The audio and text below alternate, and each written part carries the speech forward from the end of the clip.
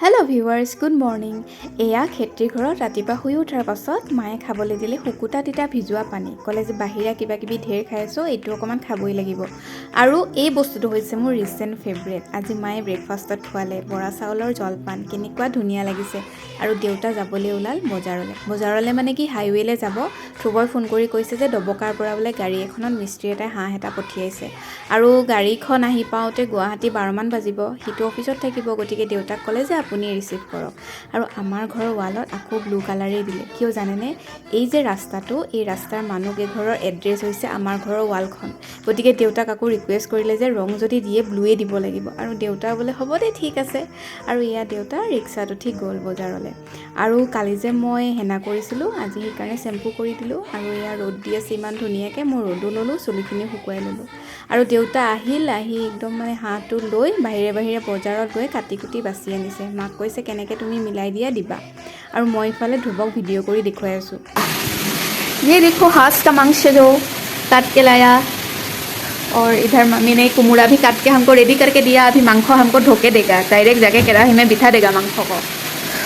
और इधर देखो ये है हमारा बॉयल चिकन, हम आज बॉयल चिकन खाएगा। और ये है तेल चिकन, डॉन का मसाला चिकन। और ये है कमला। আৰু বাহিৰত ৰ'দত বহি মই ধুনীয়াকৈ কমলা টেঙা খালোঁ, মজা লাগিল।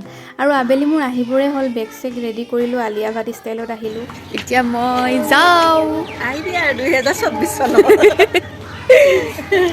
টাটা যোৱা আৰু এতিয়া। আৰু এয়া মা আৰু দেউতাই মোক টোল গেট পাৰ কৰি দিবলৈ আহিছে।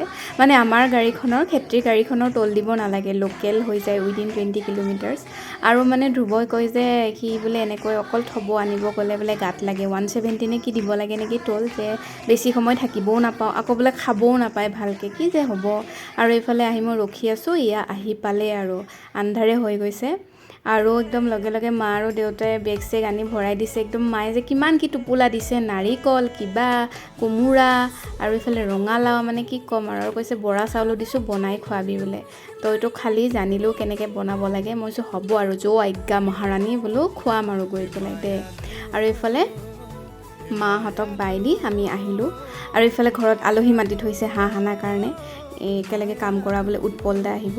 আৰু ৰাস্তাতে ডিল কৰিছোঁ যে হাঁহৰ মাংস তুমি বনাবা, বাকী মাছ তাছ কি আছে চব মই বনাম।